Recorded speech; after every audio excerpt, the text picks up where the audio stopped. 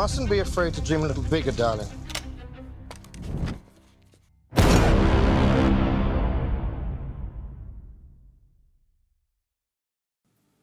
Hey guys, welcome back. Stitch here from Lunar Rising, and this is the third video on the Rising Academy GoWiPe strategy.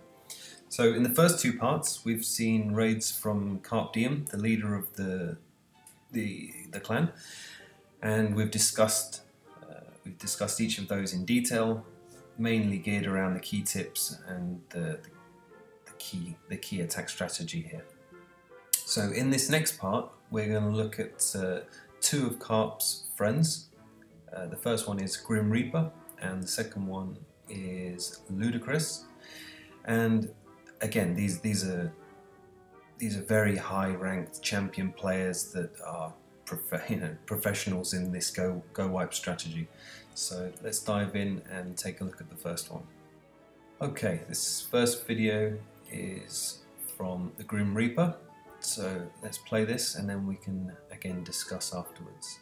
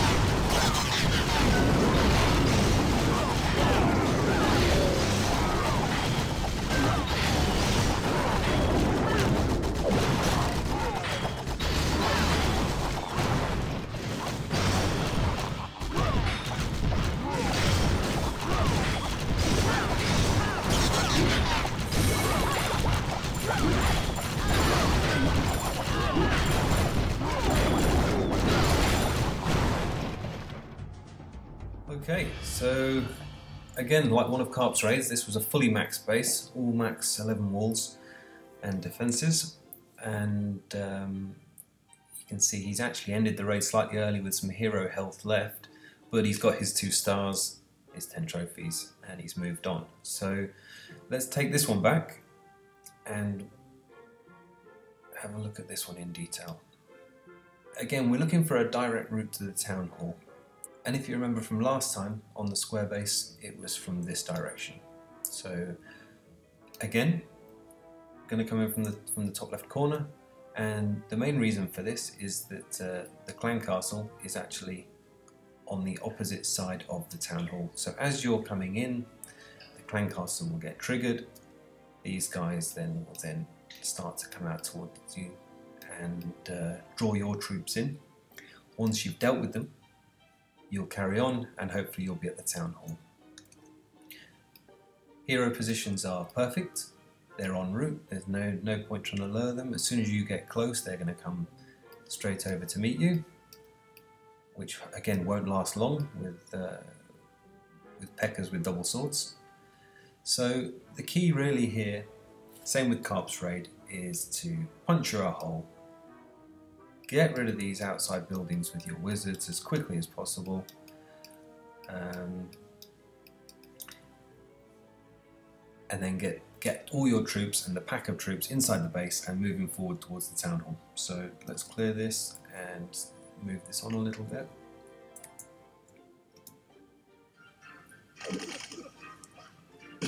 Nothing protecting that corner, very easy to get wall breakers down.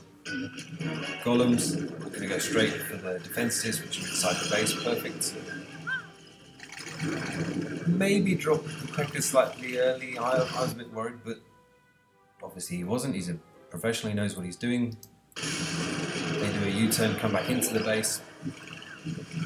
Heroes are already gone, they didn't last too long. Now at this point the golems do leave there because all of the defences are down. That's not a huge problem, but The best thing is that the Archer Queen's now been triggered. She's making her way over. As soon as she gets within range, all of these troops here will rush towards her. There you can see the Peckers are at the thing. She's pounding at the wall. Just their mission is to give her a headache. Boom, she's gone. She didn't last too long. Freeze down on Inferno. The Clan Castle troops are out. All of his troops are rushing to get their Clan Castle troops, and guess what? Boom, he's next to the Town Hall, that's gone. And now it's just a case of looking for that second 50%. Archer Queen, she's kind of got herself stuck, as she normally does. There is a clear way, but she's pounding away at that wall. Yeah, but she's back now and helping.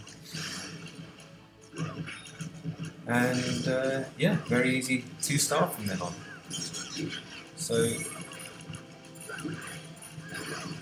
I think by now we've seen 4 or 5 very different base designs, but they're all following these key tips. They're all on a direct route, they're all luring if required, they're all keeping the pack together, and the spells from these guys in Champions are just perfect. It looks very simple, this strategy, when you're watching it. However, when you try to do it yourself for the first couple of times, you'll realise everything is moving so fast. Your mind is looking at the heroes, it's looking at the Clan Castle. You're trying to work out if the Inferno is frying your wizards. Do you need to drop a freeze spell? Do you need to drop your rage? And it's all happening very, very quickly. But once you kind of understand these principles, and do it a couple of times yourself, you need to go through these raids just to kind of get a feel for the speed of how things are happening. It does get slightly easier. But just knowing these key tips is a huge advantage. So that was a great raid from the Grim Reaper. Let's move on to the next one, which is from Ludicrous. Carp's going to kill me, but I can't remember the name of the clan these guys are from, but they very generously came over to see us. Okay, so let's watch this one from the start.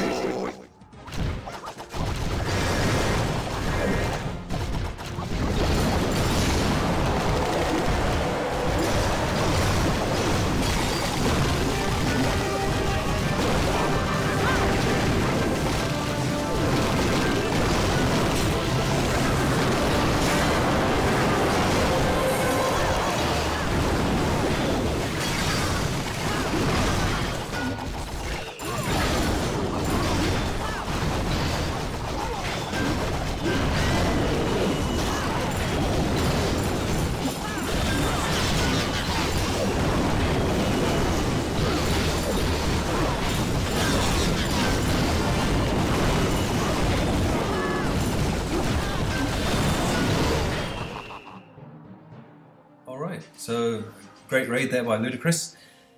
This was a fully maxed base. Okay, the walls might be level 9, but the defenses themselves are fully maxed. So, and to be fair, his heroes are levels 25 and 24. They're not max heroes, so he dealt with that very, very well. Let's take this one back and discuss this one.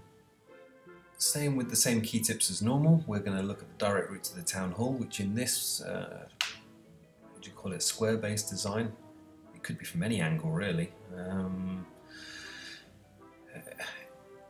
It could be from any angle. I think the reason he's coming from this angle is because he wants to deal with one Inferno tower at a time, rather than coming in from this angle, in which case you'd be dealing with both of them. Which would make it doubly hard. So I believe he's coming from here because A, you deal with one Inferno way before you deal with the second, and also you've got the Clan Castle, which would be coming out to meet you here. So let's move this forward. You can drop the golems anywhere. They're going to go straight to their defenses anyway. Okay, Peckers were dropped as a pack, as you've seen in every single video so far. They're all dropped on the same spot. Wizards are quickly down afterwards to clear the outside buildings, to funnel the Peckers into the direction where you want them, ideally towards the Town Hall. So we'll move this forward. The Rage is down, I believe, to help the wall breakers as well. Freeze spell goes down on the Inferno, again to give a little bit more leeway to the wall breakers, which when the Inferno sets on multi can be very difficult. So freeze was the absolute correct move there. There's no point waiting for the clan castle troops or anything just yet.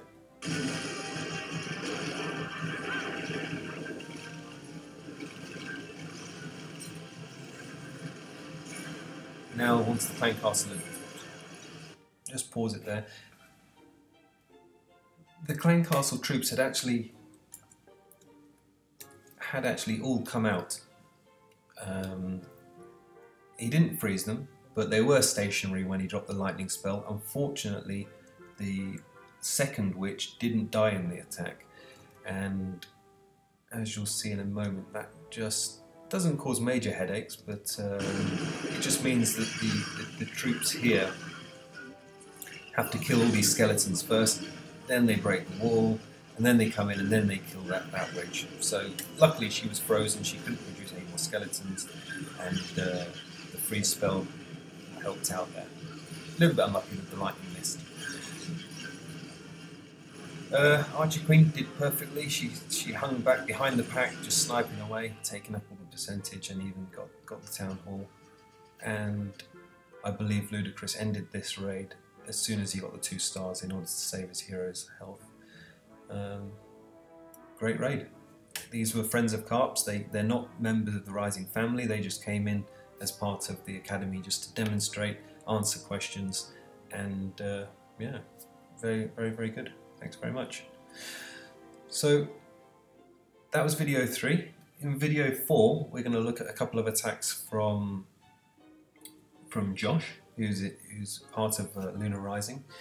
He helped be co-lead in the event, and he's predominantly a GoWiPe specialist, but he's been adopting this GoWiPe tactic for the last couple of weeks, and he's seeing great success with it. So in the next part, we'll move on to 2 of his raids. Thank you.